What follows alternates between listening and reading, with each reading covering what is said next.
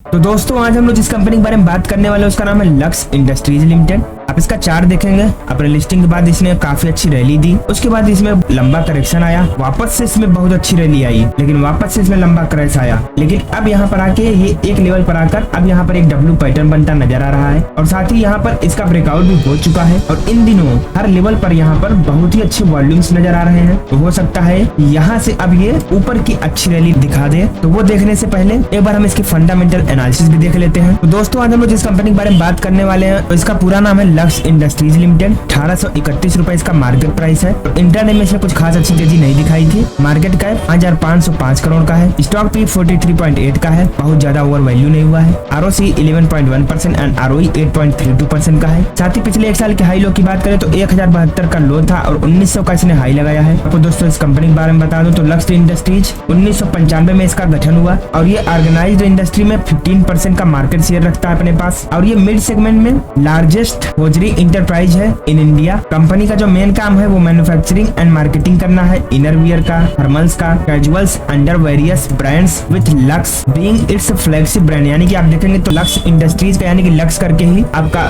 Inner wear and thermals का काफी बड़ा इनका व्यापार है। तो आप देखेंगे पिछले एक साल में इसका जो लो लगा था वहां से अब ये ऊपर उठना चालू कर चुका है। तो अगर हम इसके प्रोज एंड कॉन्स की बात करें तो अच्छी बात है कि इसने अपना डेप्थ जो है वो कम किया है और इसके कॉन्स की बात करें तो इसका जो डिविडेंड पे आउट है वो 7.36% हो गया है पिछले 3 सालों में, यानी कि डाउन हुआ है। अगर हम इसके पीयर कंपैरिजन की बात करें तो टेक्सटाइल्स में ये काम करती है जिसमें आपका लक्ष्य इंडस्ट्रीज है ही, साथ में आपका मफतलाल इंडस्ट्रीज हुआ, Ruby mills, Lakshmi mills, loyal textile and JCT जैसी और कंपनियां हैं। तो अगर हम इसके क्वार्टरली रिजल्ट्स की बात करें तो इसका जो सेल्स ग्रोथ है वो मार्च 2021 में 596 करोड़ का था, मार्च 2022 में 587 करोड़, मार्च 2023 में 713 करोड़ और मार्च 2024 में 708 करोड़ का रहा। वहीं पर नेट प्रॉफिट की बात करें तो जहां मार्च 2021 में 91 करोड़ का प्रॉफिट था, मार्च 2022 में 73 करोड़ का प्रॉफिट, मार्च 2023 में 30 करोड़ का प्रॉफिट और मार्च 2024 में 55 करोड़ का प्रॉफिट रहा। तो अगर हम इसके लॉन्ग टर्म प्रॉफिट लॉस की बात करते हैं तो इसका जो सेल्स ग्रोथ है वो मार्च 2018 में 1078 करोड़ का था,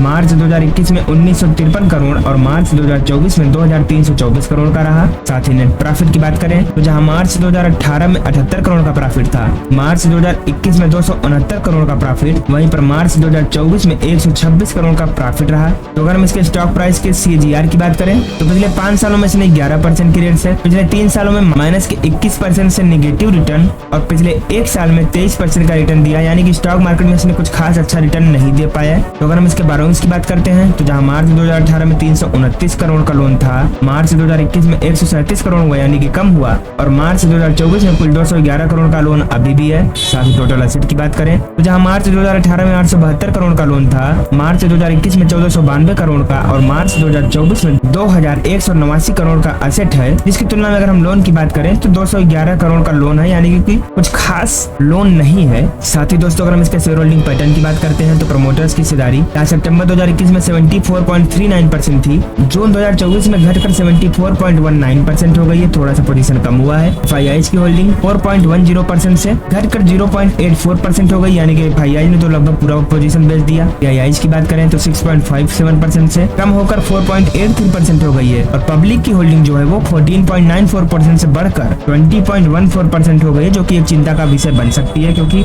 यहाँ पर FII DII अपना पोजीशन बेच रहे हैं और सारा का सारा पब्लिक खरीद रही है। तो अगर हम लक्ष्य इंडस्ट्रीज की फोरेंसिक एनालिसिस करते हैं तो इसमें आपको 6 पॉजिटिव संकेत, 3 न्यूट्रल और 8 नेगेटिव संकेत देखने को मिल जाएंगे, यानी कि यहाँ पर पॉजिटिव से ज्यादा नेगेटिव संकेत हैं। तो अगर हम इसके लायबिलिटीज की बात करें तो कोई खास दिक्कत की बात नहीं है। कंपनी के प्रमोटर्स ने कोई भी शेयर प्लेज नहीं किया है, जो कि बहुत ही अच्छी बात है। हाँ, पिछले 90 दिनों में प्रमोटर्स ने कोई भी शेयर बेचा नहीं है, ये भी अच्छी बात है। अदर इनकम इनकी अच्छी है, रिटेल्स की जो होल्डिंग है वो भी गुड टाइम टू बाई है। बाकी डिप्रिसिएशन का जो इफेक्ट वो थोड़ा सा बढ़ गया है। डेप्ट इनकम मैनेजेबल है एंड सेल्स ग्रोथ जो है वो अभी ठीक ठाक ही चल रही है, लेकिन इनका ROE जो है वो पिछले 10 सालों से इनका जो ट्रेंड है वो डिक्रीज हुआ है। वर्किंग कैपिटल भी थोड़ा ओवर स्ट्रेच हो गया है। शेयर प्राइस में उतनी रफ्तार आ नहीं रही है। तो अगर हम इसके मार्केट शेयर की बात करते हैं तो 15% का इसके पास मार्केट शेयर है मेंस इनर वियर में, 14% का मार्केट शेयर है ऑर्गेनाइज्ड होजरी में, 20% का मार्केट शेयर है विमेंस के इनर वियर में, यानी कि मेंस से ज्यादा विमेंस के इनर वियर में इनका मार्केट है। तो अगर हम इसके रेवेन्यू का ब्रेकआउट करते हैं तो प्रोडक्ट वाइज अगर हम ब्रेकअप करें तो 100% ये manufacturing of needed apparel including hosiery में काम करता है।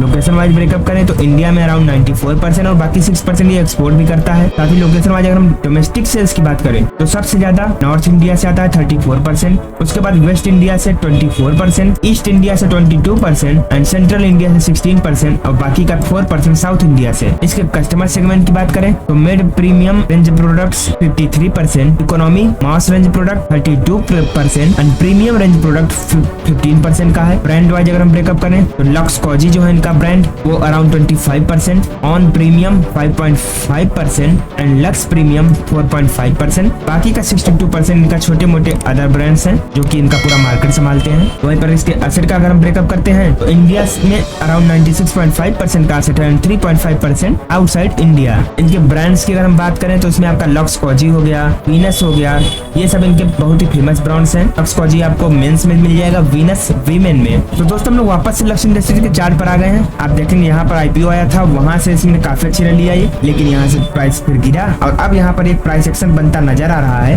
और अच्छी बात है कि यहाँ पर इस लेवल का इसने ब्रेकआउट दे दिया है और इन दिनों वॉल्यूम में भी भरमार नजर आ रही है। तो यहाँ से अब ये एक नया हाई बना सकता है। तो अगर ये ऐसे ही चलता रहा तो आने वाले दिनों में इसका जो सबसे पहला टारगेट है वो आपको 2600 का लेवल देखने को मिल जाएगा और यहाँ से भी ये लगातार ऊपर बढ़ता चला जाएगा। तो बहुत ही जल्द इसमें 3800 का लेवल भी देखने को मिल सकता है। तो दोस्तों वैसे तो यहाँ पर ब्रेकआउट हुआ है, तो आप चाहे तो यहाँ पर अपनी भागीदारी शामिल कर सकते हैं, लेकिन कोई भी इन्वेस्टमेंट करना हो तो एक बार खुद की राशि जरूर कीजिएगा और वीडियो को लाइक करके कमेंट में जय श्री राम लिखना मत भूलिएगा।